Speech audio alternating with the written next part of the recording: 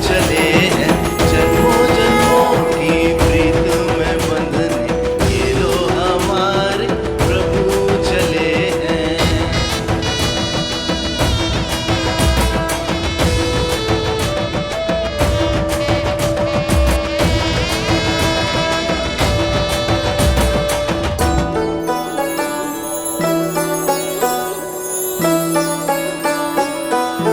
अरे अरे, बारात आ गई। क्या बारात आ गई?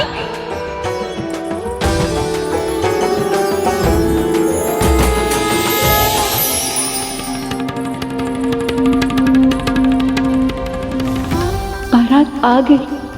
हे हरि, अंततः हमारा मिलन होने वाला है। ऐसा ना हो कि फिर कोई विघ्न हमारे मिलन को रोक दे। आपकी चिंता व्यर्थ है देवी। अब संसार का कोई भी विघ्न लक्ष्मी को नारायण से अलग नहीं कर सकता।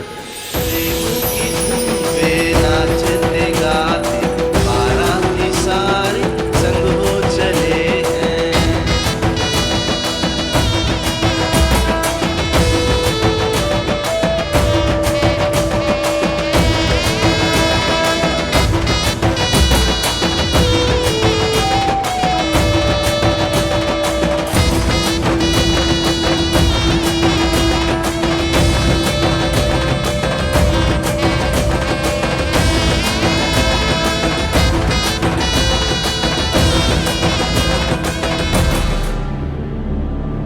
माँ, आप नहीं चलेंगी?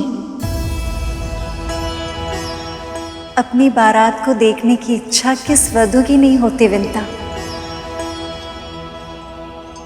पर मेरा जितना मन कर रहा है ना, बारात देखना मेरे लिए उतना ही कठिन है। जब आप किसी विशेष की प्रतीक्षा कर रहे हो, जब आप किसी को बहुत लंबे समय बाद मिल रहे हो, तब आपका हृदय नियंत्रण में नहीं रहता। भिन्न भिन्न तरह की भावनाएं उमड़ने घुमड़ने लगती। ऐसा लगता कुछ भी संतुलन में नहीं। मन में भावनाओं का विस्फोट होगा और उसकी ऊर्जा आंखों में अश्रु द्वारा बह जाते। अरुण, आपको अपने किए का दंड भोगना होगा माता। इस समय जो भीषण और असहनीय कष्ट मुझे हो रहा है, ऐसा ही कष्ट आपको भी प्रतिपल सहना होगा। विंता, क्या हुआ? कुछ नहीं माँ, आप चलिए ना। मुझे विश्वास है प्रभु आपको देखने के लिए तरस रहे होंगे।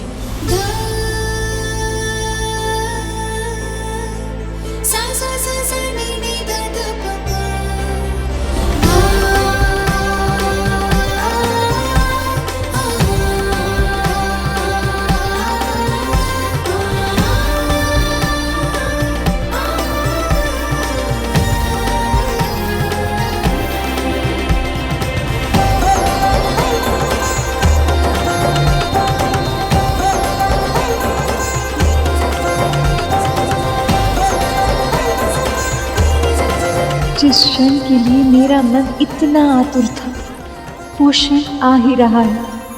कैसे लग रहे होंगे मेरे स्वामी? नाचते गाते बाराती सारे संग हो चले हैं। विष्णु की आंखें लक्ष्मी को खोज रही हैं।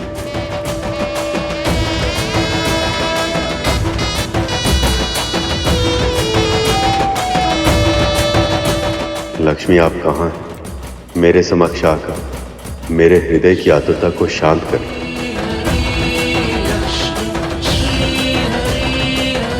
मुझे भी आतुरता है स्वामी, आपको देखने की।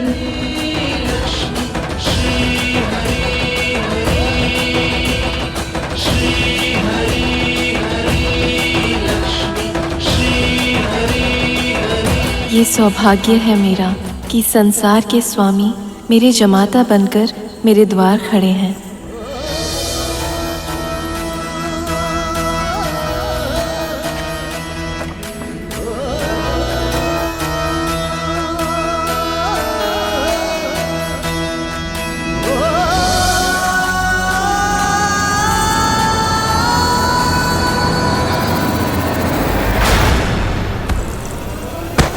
माँ,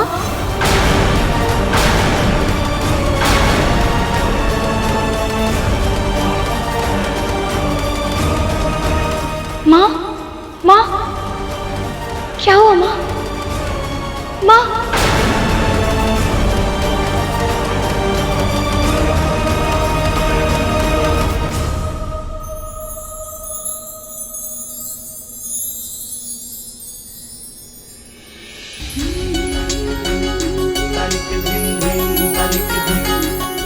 आइए सखा।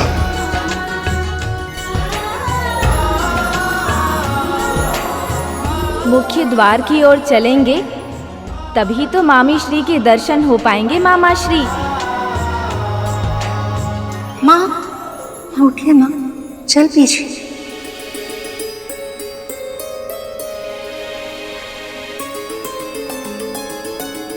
क्या हुआ?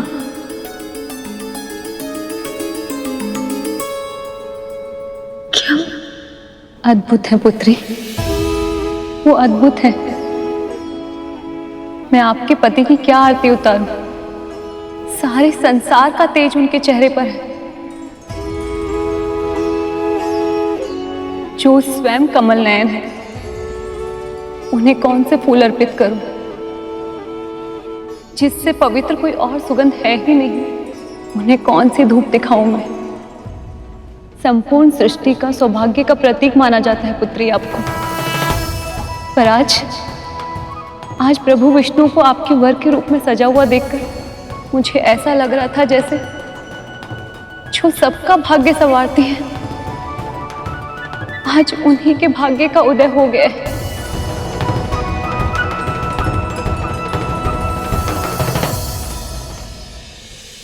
बस बस देवी, बस। अगर आपके जमाई इतने सुंदर है तो मेरी सखी भी किसी से कम थोड़ी ही है।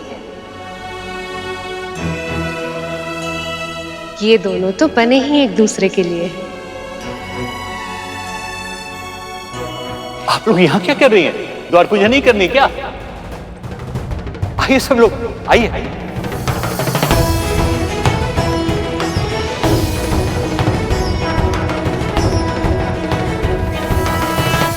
तुम्हें बारात देखने नहीं जाना? अरुण भी तो आया होगा ना? पर माँ, आपको अकेले छोड़कर कैसे जा सकती हूँ मैं? अकेले कहाँ? मैं हूं यहाँ पे। और वैसे भी तू सारे कार्य अकेले करेगी क्या? जा, मिल ले अपने पुत्र से। इसी बहाने मैं कुछ समय देवी लक्ष्मी के साथ बिता पाऊंगी। जाओ विंता, जाओ।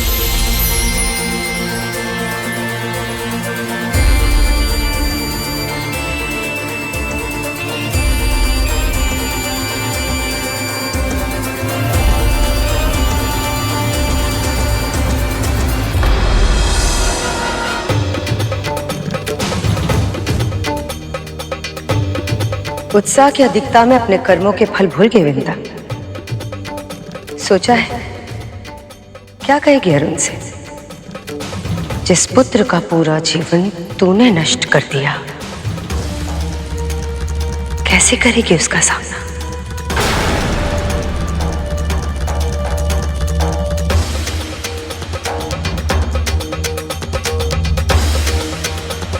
आपको अपने किए का दंड भोगना होगा माता। ऐसा ही कष्ट आपको भी प्रतिपल सहना होगा। मैंने मां को श्राप दिया था गुरु, जिसके कारण तुम दोनों का जीवन, मुझे समझ में नहीं आ रहा है कि मैं उनका सामना कैसे कर पाऊंगा। वो मां है भैया, और एक मां अपने संतान का अपराध कभी स्मरण नहीं करती। आप भीतर जाइए, माँ भी आपकी प्रतीक्षा कर रही होगी। पर तू कहाँ जा रहा है गरुड़? द्वार पूजा अभी किसी भी क्षण आरंभ होती होगी। पता नहीं भैया, मुझे ऐसा लग रहा था कि बारात निकलने से पहले वहां राहु था जो हम सब पर दृष्टि रख रहा था। बस कहीं असुर फिर से कोई षड्यंत्र न रच रहे हो।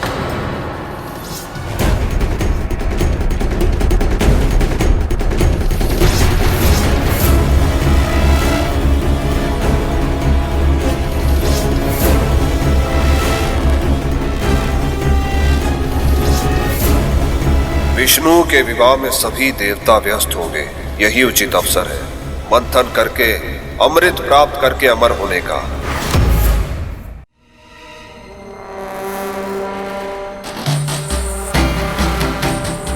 मंथन के लिए हमें 2 भागों में बंटना होगा। वज्रान, राहु, आधे असुरों को लेकर तुम दोनों वासुकी की पूंछ की ओर चले जाओ। मैं शेष बचे आधे असुरों को लेकर वासुकी को उसके मुंह की ओर से पकड़ता हूं। जी महाराज।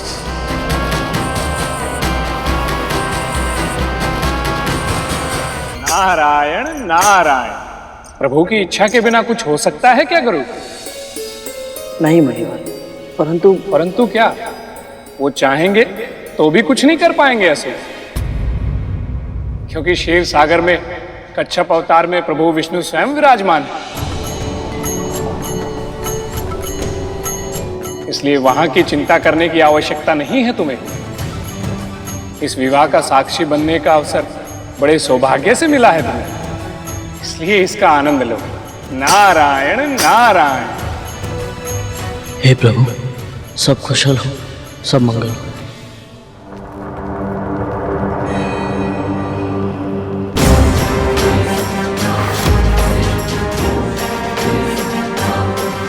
रुक जाइए महाराज बलि।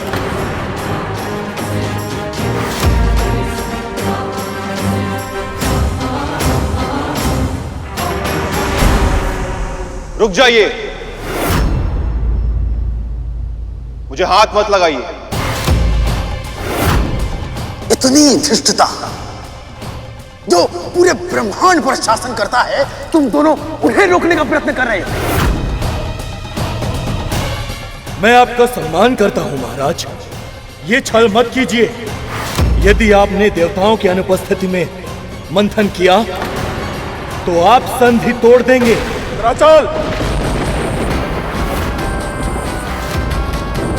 जिन संधि के नियमों की आपको इतनी चिंता है, देवताओं ने कभी उसका सम्मान नहीं किया।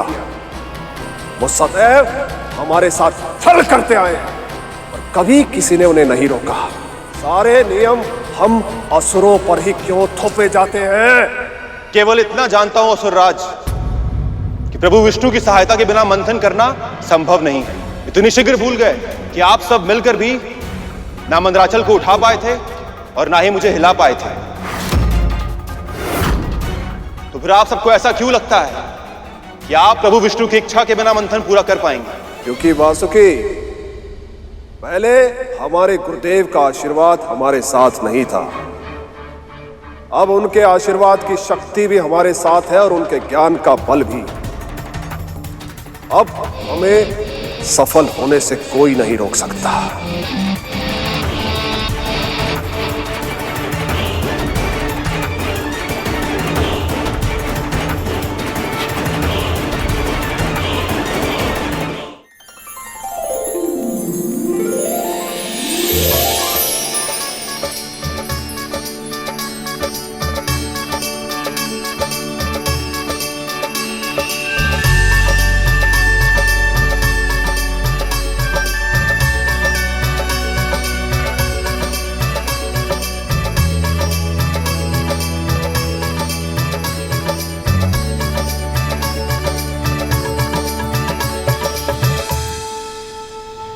प्रभु, आपके प्रत्यक्ष रूप से दर्शन पाकर मैं धन्य हो गई।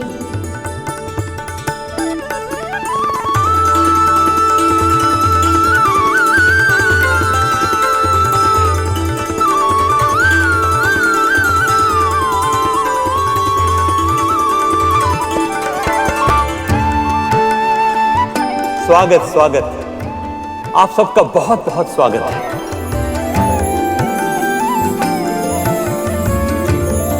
मेरा प्रणाम स्वीकार कीजिए गणपति।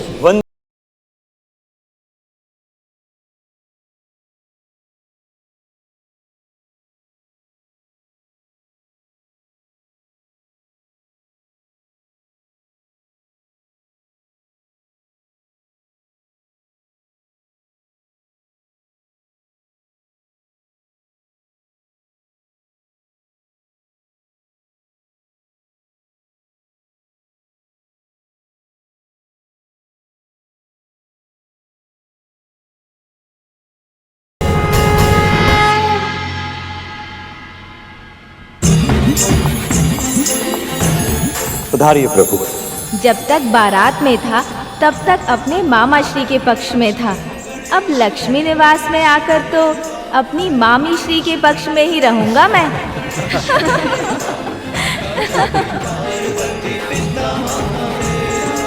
नारायण, अपने जमाई का स्वागत सत्कार करना विवाह की सबसे महत्वपूर्ण रीति है। कृपया मुझे चरण धोने की आज्ञा दीजिए। उमंगों की घटा छाई, खुशियों की छटाई, हाँ हाँ उमंगों की घटा छाई, खुशियों की छटाई, शुभ घड़ी आई, शुभ घड़ी आई, मंगल बेलाई, शुभ घड़ी आई, मंगल बेलाई, शुभ घड़ी आई, मंगल बेलाई। अद्भुत है ये संस्कार कि अपनी पुत्री के वर के सम्मान में उनके पैर धोए जाते हैं।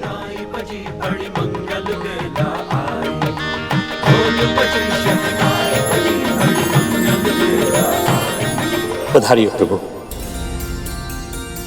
तनिक रुकिए नारायण, रुकिए। अपनी प्रेमिका से मिलने के लिए कुछ अधिक ही उतावले हो रहे हैं आप। पर आगे तभी बढ़ पाएंगे जब अपनी सासू माँ से नाक खिंचवाएंगे।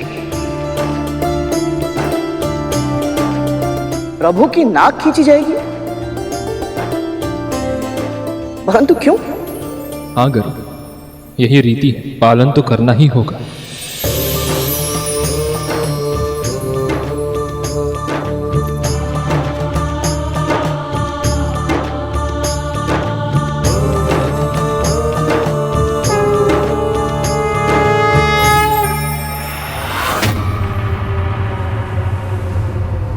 रुक जाइए महाराज बलि।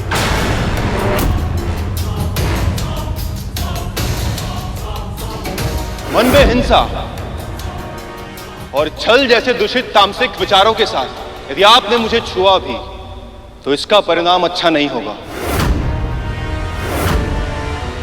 मैं स्वयं भस्म हो जाऊंगा मगर आप सबको छल से मंथन नहीं करने दूंगा।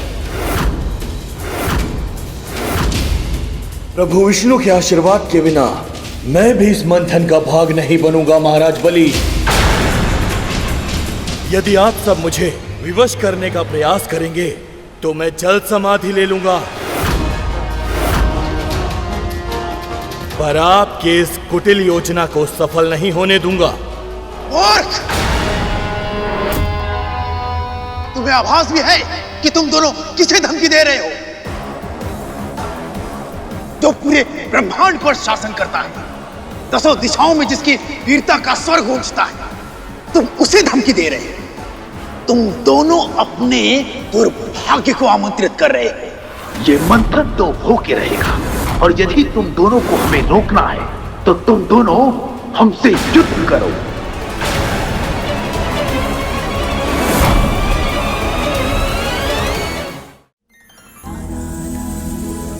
माँ,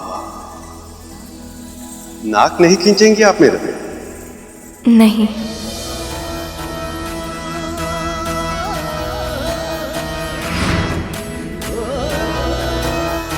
विवाह के हर्ष ईद की तरह इसके निर्धारण के पीछे भी एक कारण था प्रभु।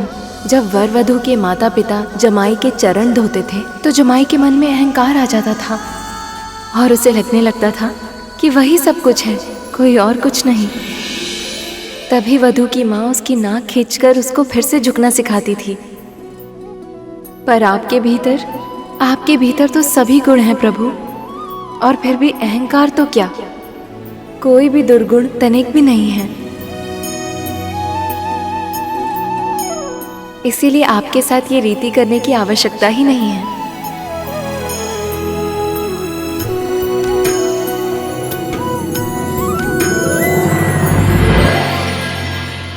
आइए प्रभु। उधारियो। सारी बारातियों के पैर अवश्य पखारना।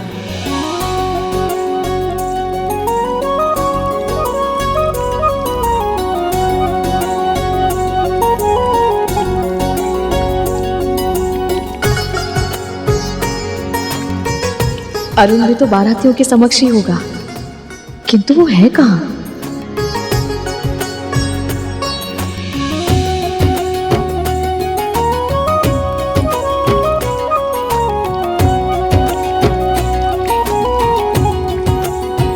अरुण,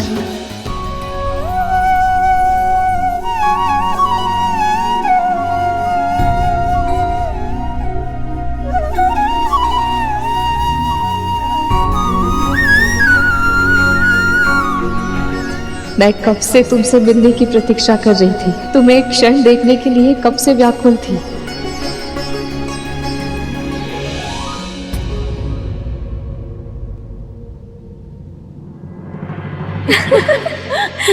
इनके तो पाँव ही नहीं है, फिर पाँव कैसे धोए?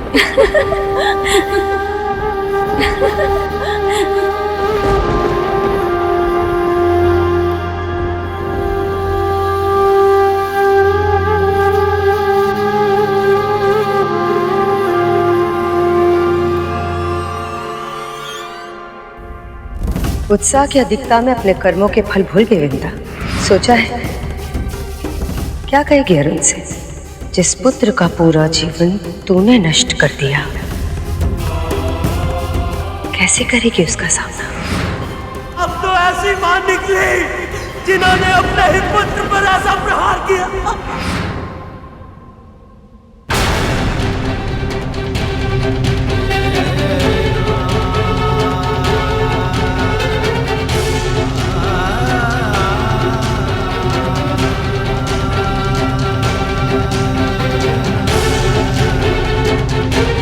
गरुड़,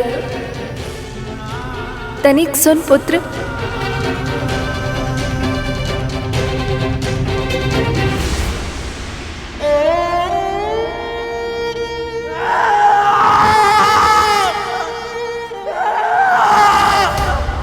ये क्या किया आपने? ईर्ष्या के वश में अपने ही पुत्र को विकलांग बना दिया। इस महापाप के लिए मैं आपको कभी क्षमा नहीं करूंगा। असुरक्षा, मोह और मत्सर जैसे दोषों ने आप और आपकी बहन दोनों की बुद्धि हर ली और मुझसे छीन लिया मेरा गौरव और मेरा भाग्य।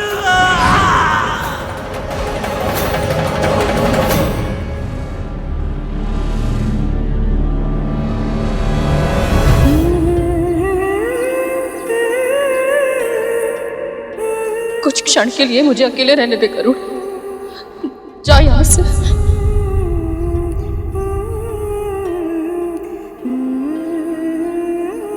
अरुण,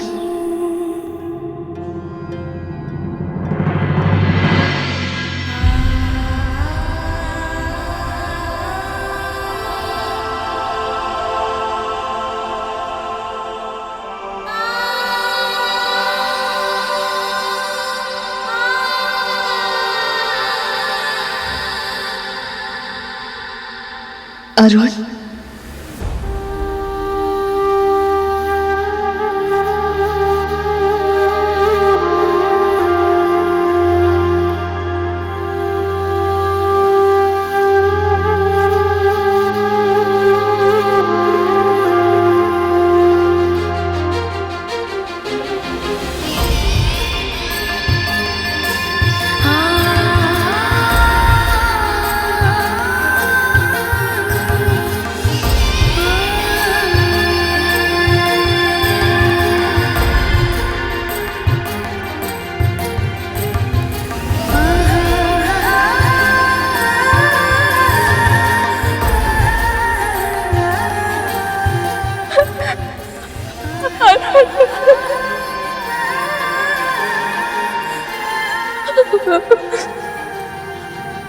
मुझे क्षमा कर। मुझे क्षमा।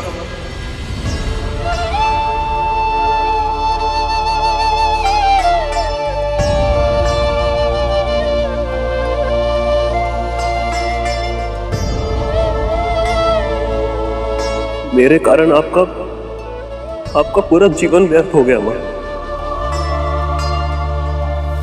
मेरे श्राप ने आपको दास्ता के नर्क में धकेल दिया। मैं अपने आप को कभी क्षमा नहीं कर पाऊंगा।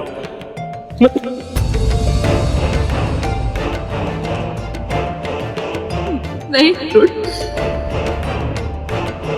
तेरा श्राप पूरी तरह से उचित था। मेरे कारण तू सदैव के लिए अर्थविकसित रह गया। यदि मैंने धैर्य रखा होता तो आज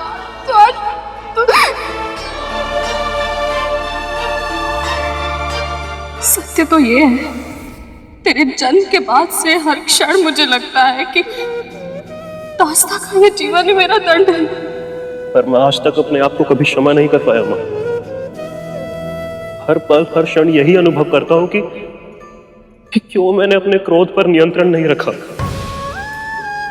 यदि उस दिन मैं आपको श्राप ना देता तो आज आपका जीवन जीती जागती त्रासदी ना बना होता मां। हाँ मां, मैं आपसे बिछड़कर दूर अवश्य हुआ हूं, पर कभी अपने हृदय से एक पल के लिए भी आपको भुला नहीं पाया मैं। आपकी पीड़ा, आपकी वेदना प्रतिदिन प्रतिपल सही है मैंने। जब जब आपके कष्टों की वेदना आपके हृदय को पीड़ा पहुंचाती थी, तब तब मेरे आंसू छलकते थे। पर जब आप उन ओस रूपी आंसुओं को अपने हाथ में इकट्ठा करके पी जाती थी ना मां, तो मुझे ऐसा लगता था जैसे आपने मुझे क्षमा कर दिया हो। ऐसा लगता था जैसे जीवन में और कुछ भी नहीं चाहिए मुझे, कुछ भी नहीं। मां, आप जानती हैं, मेरे जन्म लेने से लेकर आज तक मैंने आपको और आपके प्रेम को केवल अपनी कल्पनाओं में ही अनुभव किया है। आज अपने उन सभी अनुभवों को उनको जीना चाहता हूं मां।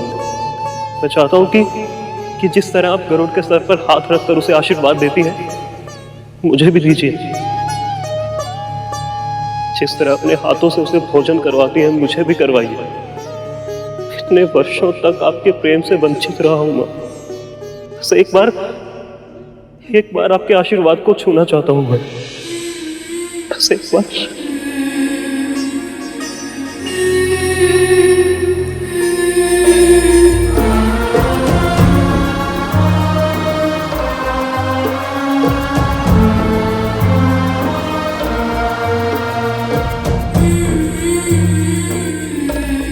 जानता है, गर्व है मुझे तुझ पर।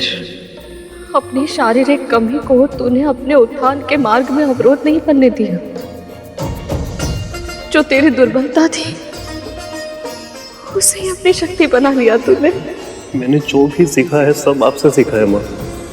सब कुछ गवा दिया था आपने अपना, किंतु उसके बाद भी आपने कभी अपनी मर्यादा, अपने आत्मसम्मान के साथ समझौता नहीं किया। सब आपसे सीखा है मैंने।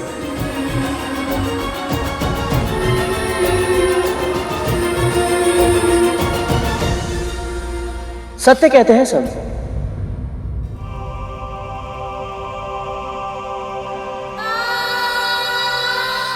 मां को सबसे अधिक प्रेम अपने पहले पुत्र से ही होता है।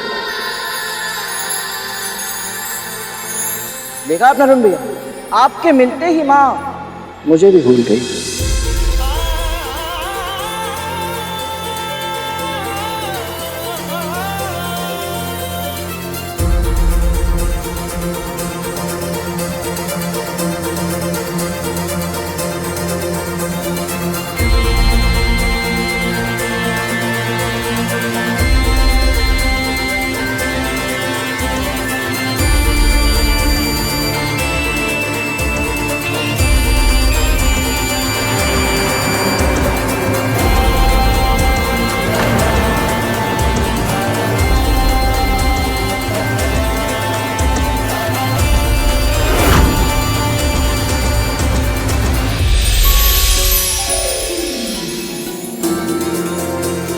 प्रभु विष्णु ने तुम्हें यहाँ जिस मंतव्य से भेजा था वो पूर्ण हुआ। तुम्हें अरुण से मिला के माँ बेटे के मन में जो बोझ था उसका निवारण किया प्रभु ने। सही समय आने पर भगवान सदा अपने भक्तों की इच्छा पूरी करते हैं।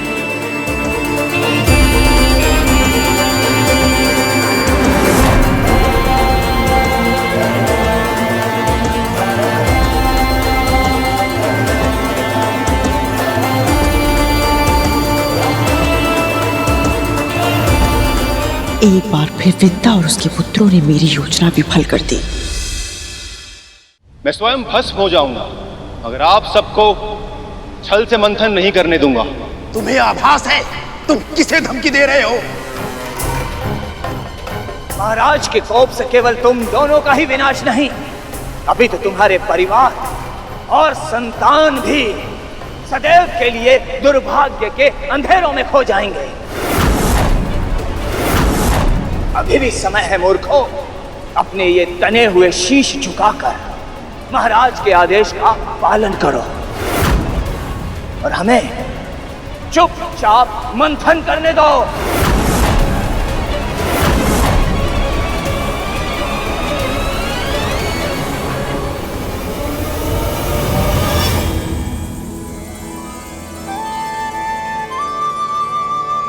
मामा श्री तो आ गए, किंतु मामी श्री कहाँ हैं?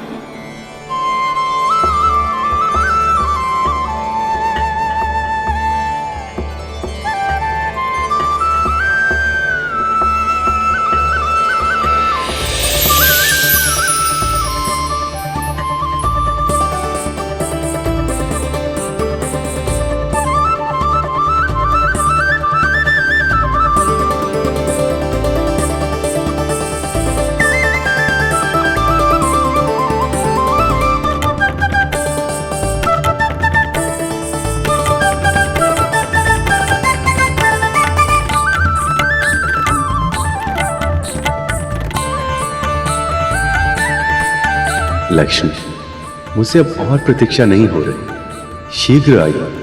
आपको देखने के लिए मेरा मन और आतुर होता जा रहा है।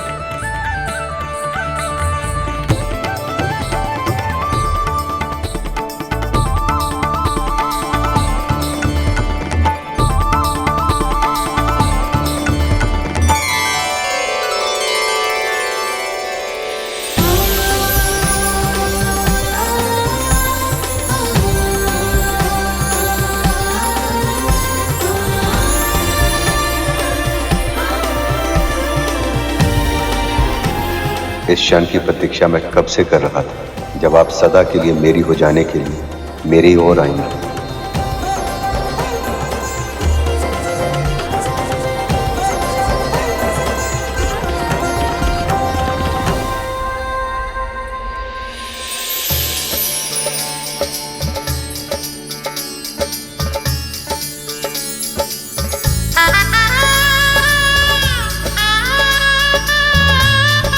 हम कब से इस क्षण की प्रतीक्षा कर रहे थे, जब माता लक्ष्मी और प्रभु विष्णु का मिलन हो जाए।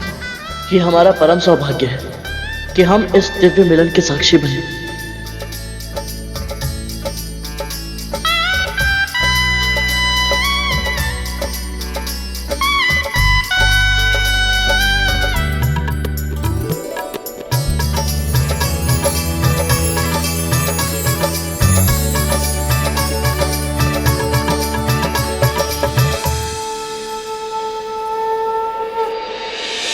नारायण लक्ष्मी नारायण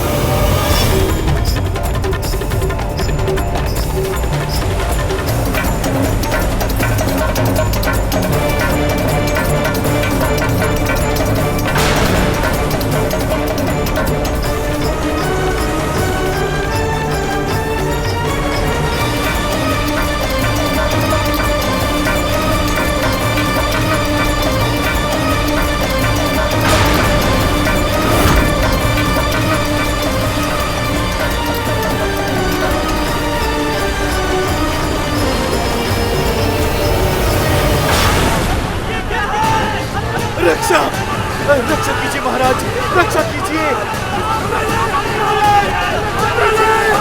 ये क्या है महाराज, रक्षा कीजिए।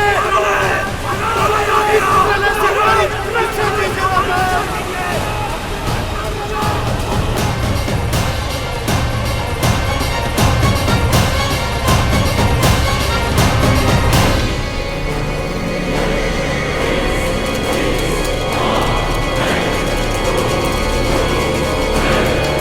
हम ये मंथन नहीं कर सकते। आपको भी सत्य का आभास हो ही गया महाराज।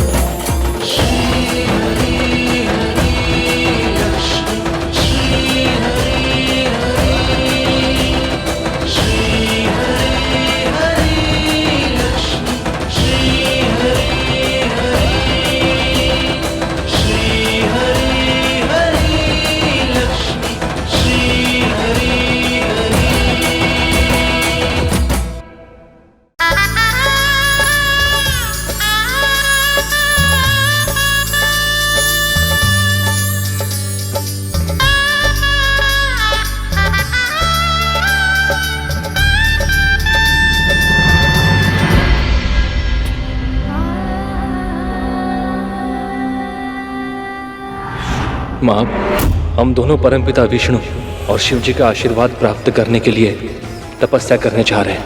हम भक्ति की शक्ति प्राप्त करना चाहते हैं। आप भी यही चाहती थी ना कि हम शक्तिशाली बने? जहां जाना चाहते हो जाओ, जहां जाओ सुखी रहना। प्रणाम माँ।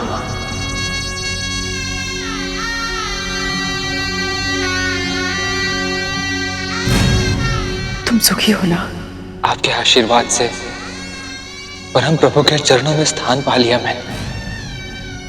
इससे अधिक सुख क्या हो सकता है मेरे लिए?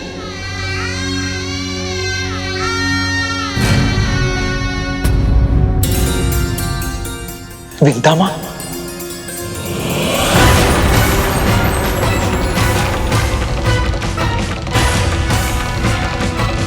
अनंत,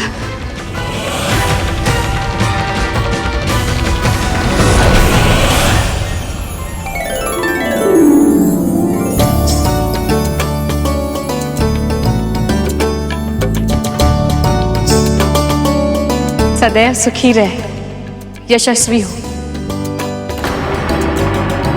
जानते हो, जब से गरुड़ ने तुम्हारे बारे में बताया है तब से तुम्हें देखने की इच्छा थी अनंत। मेरी भी बहुत इच्छा थी आपके दर्शन करने की माँ। मैं भले ही घर से दूर चला गया पर आपका विचार मेरे मन में सदैव रहता है।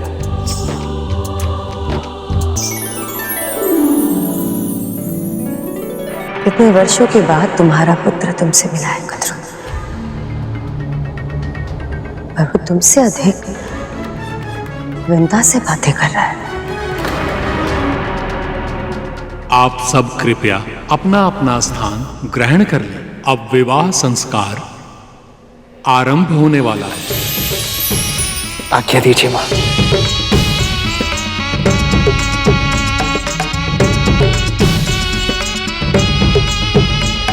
माँ, विवाह को संस्कार क्यों माना जाता है?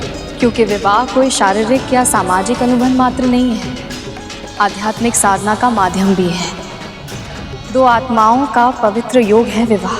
जब दो प्राणी विवाह का संकल्प लेते हैं, वो अपने अलग अलग अस्तित्वों को समाप्त कर एक सम्मिलित इकाई का निर्माण करते हैं, ताकि वो दोनों जीवन और समाज के प्रति अपने कर्तव्य को दो गुणी निष्ठा के साथ निभा सकें, अपने अपने पक्ष के साथ साथ कुलों का उद्धार करते हुए अपनी अगली पीढ़ी को जन्म देकर संसार के चक्र को आगे बढ़ा सके। विवाह वो बंधन है गरुड़, जिसमें बंधकर हम अपने माता पिता के ऋण को आंशिक रूप से चुका पाते हैं।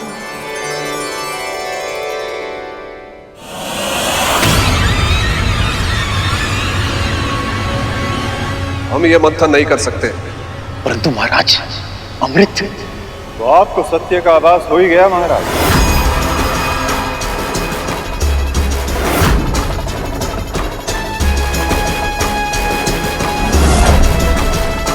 गुरुदेव आप? हाँ, मैं जानता था कि आपको देवताओं की सहायता के बिना अमृत प्राप्त नहीं होगा। फिर भी मैंने आपको प्रयास के लिए प्रोत्साहित किया। मुझे पता था महाराज कि आप इस कार्य में असफल होंगे। तभी आपको समझ में आएगा कि आपके वास्तविक शत्रु देवता नहीं बल्कि विष्णु हैं।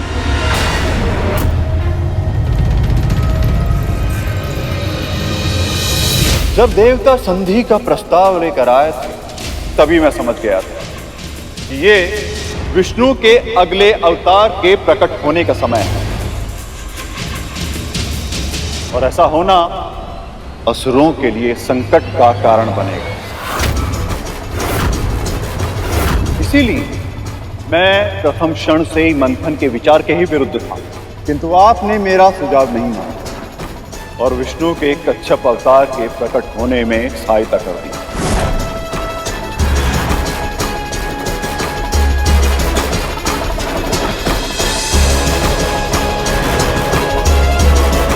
और इसी मूर्खता के कारण लक्ष्मी क्षीर सागर से वापस लौट आई।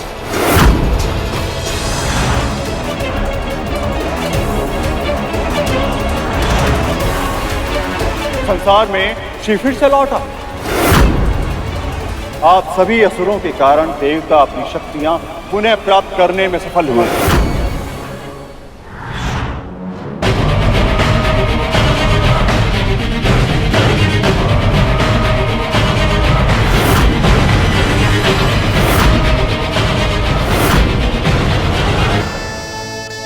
अग्निदेव, आरंभ कीजिए।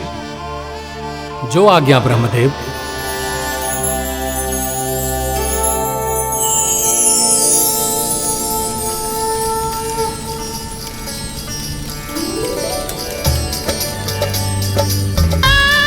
ओम इंद्राय स्वाहा, ओम सोमाय स्वाहा, इदम सोमाय नमः इत्याज्य भागौ, ओम भुवः स्वाहा।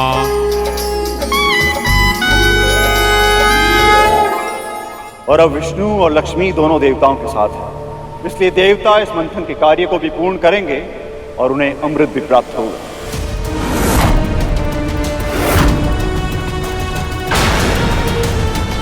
फिर चाहे ये मंथन असुरों के साथ पूरा हो या उनके बिना।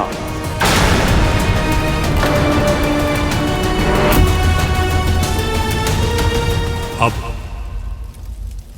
कन्यादान होगा।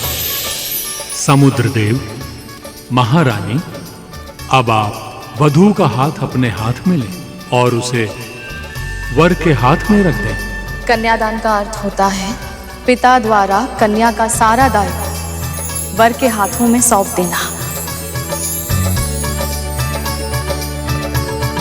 और उस पर अपना अधिकार सदा के लिए त्याग कर देना। कन्यादान के बाद वधू पूरी तरह से वर की हो जाती है।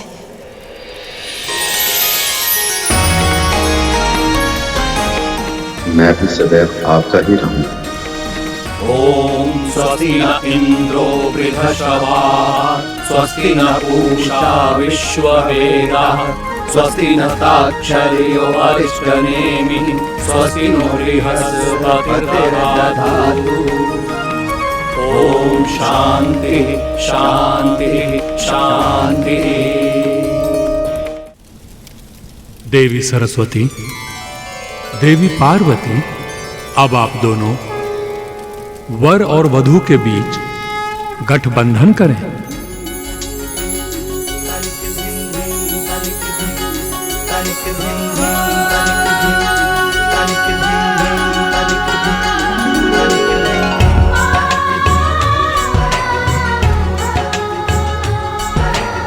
ध्यान से देखो पुत्र, इस गठबंधन में रखे जाने वाली हर वस्तु का एक विशेष अर्थ और महत्व है।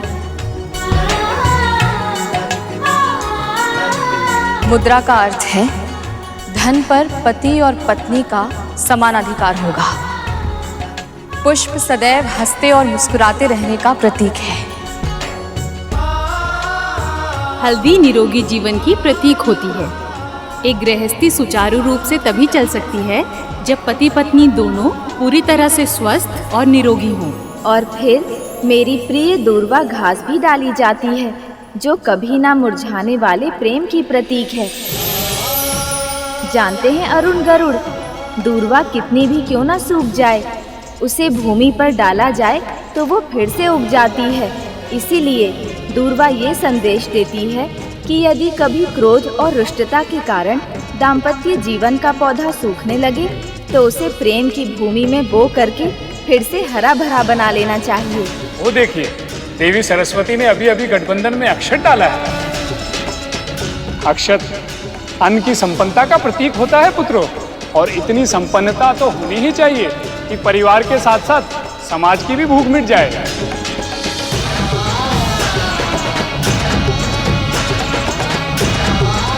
अब तो आप सदा के लिए मेरे प्रेम के बंधन में बंध गए। इस प्रेम बंधन में बंध कर मुझे संसार के सारे सुख प्राप्त हो गए प्रभु। अब से सदैव मेरा नाम लेने से पहले आपका नाम पुकारा जाएगा। अरे वाह, ये विवाह संस्कार कितना रुचिकर है। इसके हर छोटी बड़ी रीति के पीछे कितने संदेश, कितने विचार छिपे हुए हैं। बातों बातों में चूक मत जाना करो, अभी विवाह की सबसे महत्वपूर्ण रीति आरंभ होने वाली है। अब आप दोनों अपनी अपनी प्रतिज्ञाएं लें। आज से अपनी धर्मपत्नी को अर्धांगिनी घोषित करते हुए मैं इनके साथ अपने व्यक्तित्व को मिलाते हुए एक नए जीवन की सृष्टि करता हूं। अपने तन के अंगों की भांति ही मैं अपनी अर्धांगिनी की भी रक्षा करूंगा।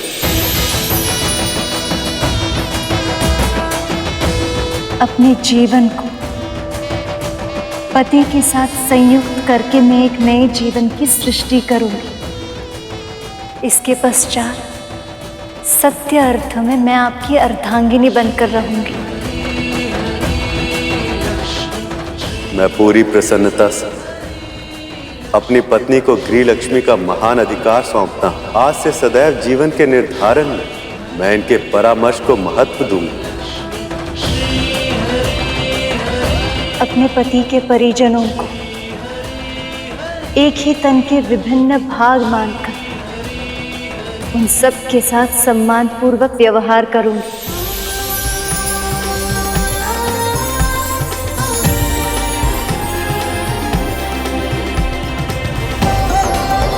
नारद, गरुड़, शेषनाग मेरे और श्री विष्णु के परिवार के अभिन्न अंग हैं।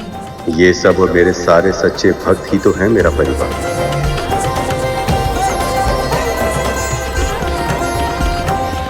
क्या लगता है आप सबको कि विष्णु वहां विवाह में व्यस्त हैं, तो उनको ज्ञात नहीं है कि आप यहाँ क्या करने का प्रयत्न कर रहे हैं? किंतु वो आपको बिल्कुल भी रोक नहीं रहे, कुछ भी नहीं कर रहे हैं इसके लिए। क्यों?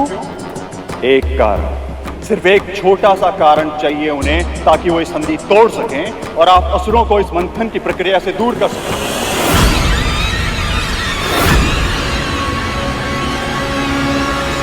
ताकि सारा का सारा अमृत देवताओं को प्राप्त हो सके।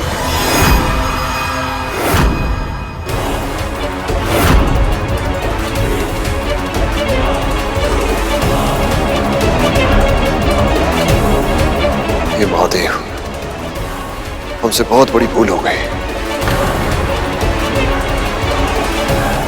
क्षमा करें गुरुदेव, हम तो कल्पना भी नहीं कर पाए कि हमारे विरुद्ध इतना बड़ा षड्यंत्र रचा गया। गुरुदेव, अब आप ही हमें बताइए कि हम क्या करें। कुछ नहीं,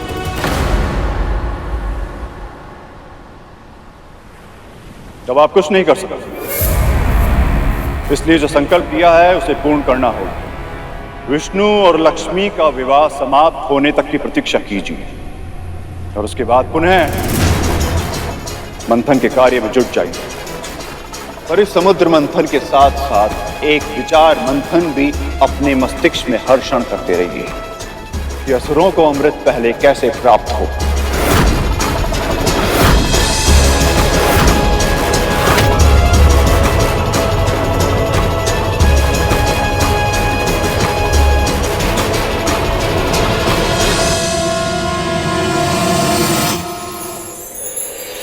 रूप, स्वास्थ्य, स्वभावगत गुण या दोष और अज्ञान से उत्पन्न होने वाले विकारों को मैं कभी अपने चित्त में स्थान नहीं दूंगा। उनके कारण असंतोष व्यक्त नहीं करूंगा। पत्नी द्वारा यदि कभी कोई भूल हो जाए तो स्नेहपूर्वक उसे सुधारते या सहते हुए मैं पत्नी के प्रति आत्मीयता बनाए रखूंगा। सदैव परिश्रम पूर्वक घर के सारे कार्य करूंगी।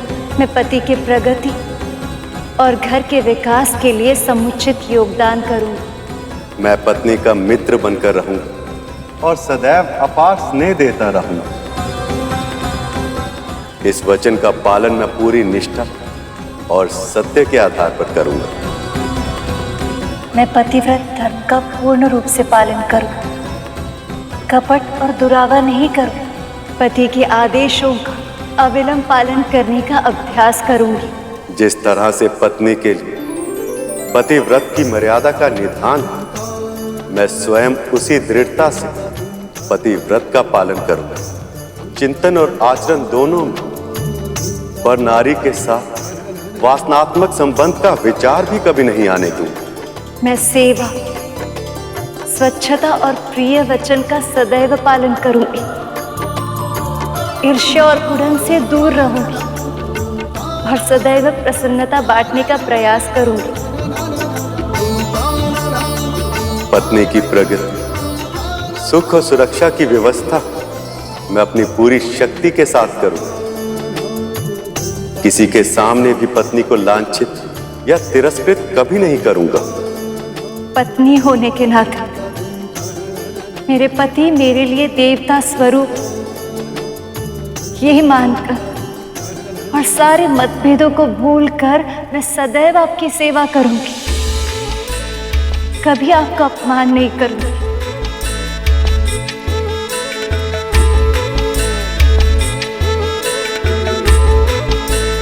अब आप दोनों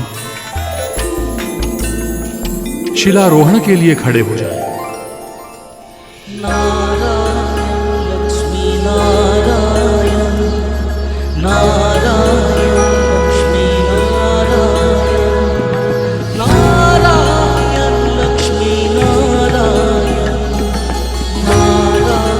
हम दोनों ये प्रतिज्ञा लेते कि शिला की तरह स्थिर रहकर हम सदैव अपनी प्रतिज्ञाओं का पालन करेंगे।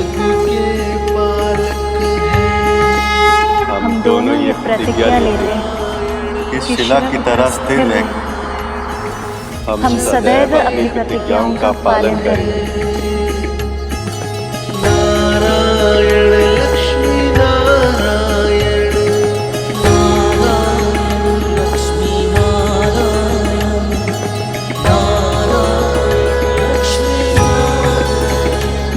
अब वर वधू अग्नि के समक्ष फेरे लेंगे।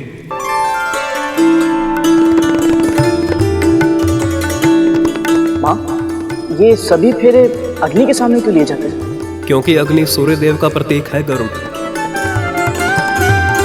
और सूर्य देव से अधिक इस संसार में घटित हर कर्म का साक्षी और कौन हो सकता है? सब कुछ देखते हैं सूर्य देव, इसीलिए उनको अर्थात उनकी प्रतीक अग्नि को ही साक्षी मानकर विवाह किया जाता है गरुड़। अद्भुत! ये जानने के बाद तो मैं स्वयं को और अधिक सौभाग्यशाली अनुभव कर रहा हूँ, क्योंकि अग्निदेव और सूर्यदेव मेरे बड़े भाई हैं।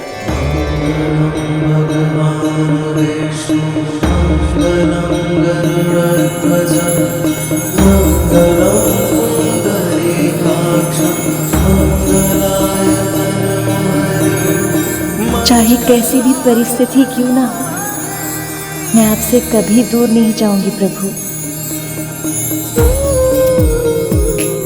आपके सम्मान की रक्षा के लिए कुछ भी करूंगा, जिसकी कोई कल्पना भी नहीं कर सकता। वो भी घटित होने पर विवश कर दूंगा, पर आपके सम्मान पर कभी कोई आंच नहीं आने।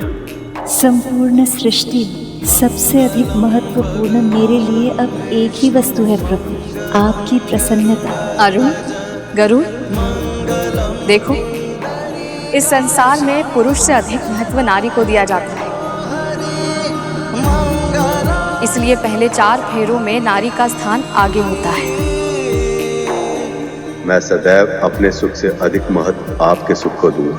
अपनी आवश्यकताओं से पहले आपकी आवश्यकताओं का ध्यान रखूंगा। आपका हर्ष उल्लास अपनी प्रसन्नता से भी अधिक महत्वपूर्ण होगा मेरे लिए। संतुलन बनाए रखने के लिए अंतिम के 3 फेरों में पुरुष को आगे बुलाया जाता है।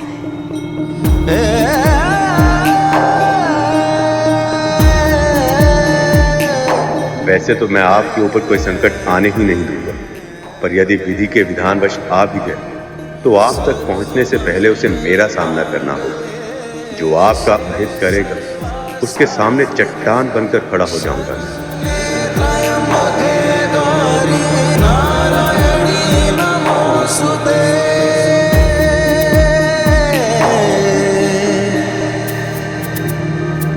Hey